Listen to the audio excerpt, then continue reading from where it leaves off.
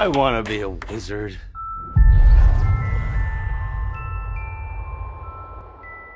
It's amazing just how much emotional weight that Harry Potter melody carries at the end of this Fantastic Beasts trailer. On a surface level, this use of the main theme serves as an exclamation point with a strong nostalgic purpose, but if we were to look back at how music has been played throughout the HP series, we begin to understand that the inclusion of this master theme actually hides a secret message. James Newton Howard, the composer behind the Fantastic Beasts music, is actually the fifth composer to work on a film in the Harry Potter cinematic universe. Working backwards is Alexandre Desplat, Nicholas Hooper, Patrick Doyle, and the man himself, John Williams, who authored the original Harry Potter melody, which is actually titled Hedwig's Theme. Hedwig needed some music that was gossamer, light, and so I thought celeste, which is the little keyboard instrument. It's like a mini piano, and each note on it, you play it like a piano, but each note is kind of like a bell. And it has a pedal like a piano, so if you play 5 quick notes and put the pedal down, you get this beautiful little blur. Williams wrote the music for the first 3 films, and he summons Hedwig's theme 36 times across all 3. 24 of which are in Philosopher's Stone alone, and 16 of those times are before Harry even arrives at Hogwarts.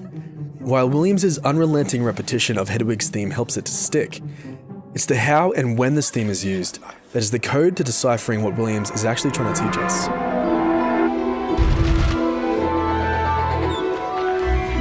Lumos Maxima.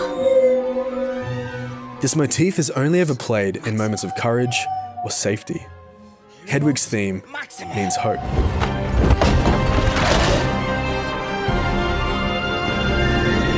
This concept of hope is important because if we look at Deathly Hallows Part 2, the final and darkest installment in the series, Hedwig's theme is played only 4 times. Harry talks loosely. I say this loosely because the melody never actually completes itself. No, of course not. In the Chamber of Secrets with Ron and Hermione, composer Alexandre Desplat brings back Hedwig's theme played on its original instrument, the celeste, to generate that sense of nostalgia and history, but it gets cut off.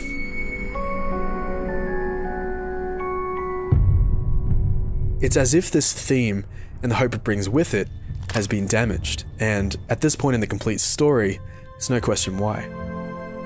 This damaged theme plays for the last time in a piece titled Harry's Sacrifice, and it sounds out while Harry walks down to the woods to face Voldemort and ultimately his death. The melody is cut off one last time and we never hear it again. This is Hope's End.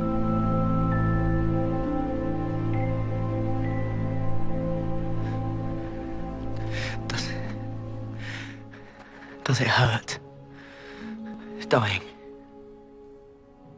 Quicker than falling asleep.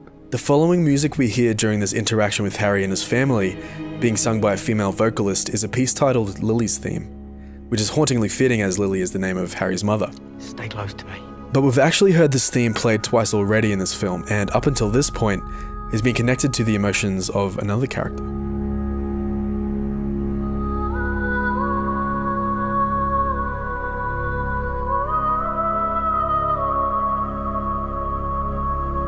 Those who know the plot will understand this connection between Snape and Lily. This is musical foreshadowing, privileging the audience with information on plot and emotional cues even before the characters know. In this case with Lily's theme, Alexandra's musical storytelling has hinted at Snape and Lily's connection even before Harry knew. The second time we hear Lily's theme is in this scene as Harry collects Snape's memories before he dies. Look at me. You have your mother's eyes. As we begin to understand how these composers behind Harry Potter are using music, we can hear this type of musical foreshadowing everywhere. Can't be Harry Potter. We see this happen earlier with John Williams in the way he writes for Gilderoy Lockhart in the Chamber of Secrets. This is his musical theme.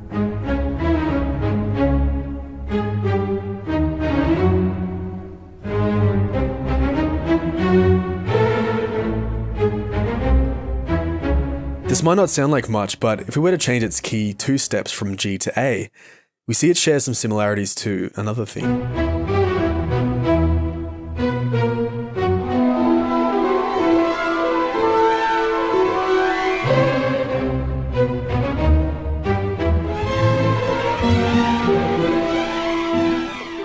Lockhart's theme is actually a twisted version of Hedwig's theme. Heart of a lion, this one.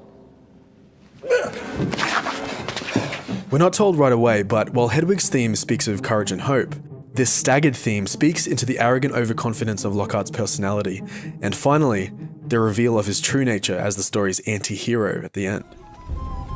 Another example of foreshadowing is in Prisoner of Azkaban in the lyrics the choir is singing as we arrive at Hogwarts.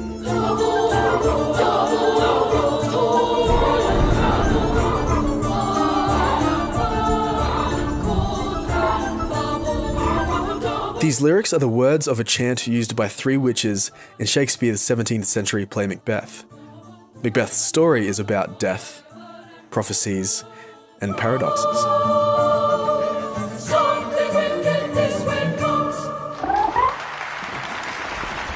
In the sixth film, The Half-Blood Prince, composer Nicholas Hooper uses music to set the audience up for a strong, emotional journey.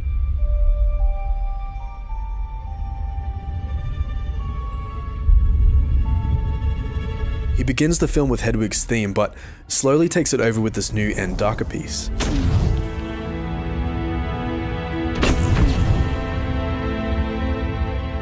With the film focused on exploring Dumbledore's affection for Harry, we learn this new piece represents just that, affection and love. The film bookends itself with this exact theme, except now love and affection are flipped towards Dumbledore himself after his death.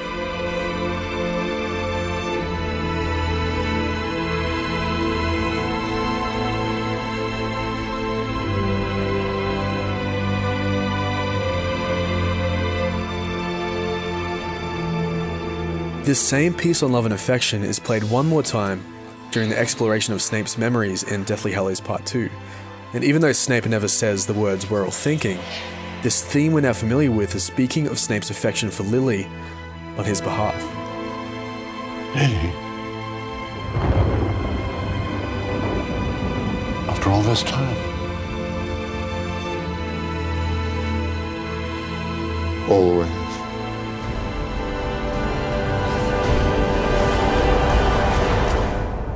Don't panic, but there's absolutely nothing to worry about. For 10 years, the composers behind the Harry Potter films have been sending us secret messages through the music regarding the plot and the emotional states and connections of the characters. And as we return to Hedwig's theme playing in the new trailer, we receive our first secret message. James Newton Howard and the team behind Fantastic Beasts send this message in the form of an important question. Are you listening?